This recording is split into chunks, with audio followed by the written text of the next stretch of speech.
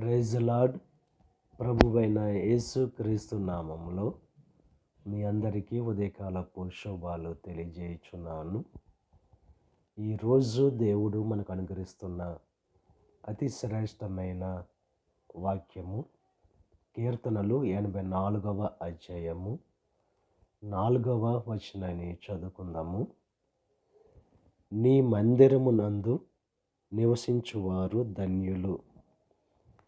దేవుని యొక్క మందిరంలో నివసించువారు ధన్యులు. మన జీవితం ధన్యకరమైన జీవితముగా, ఆశీర్వాదభరితమైన జీవితముగా, ఫలభరితమైన జీవితముగా ఉండాలంటే దేవుని యొక్క మందిరములో నివసించే వారంగా మనం ఉండాలి.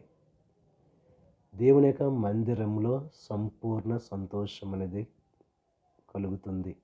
ఈ ఉదయకాల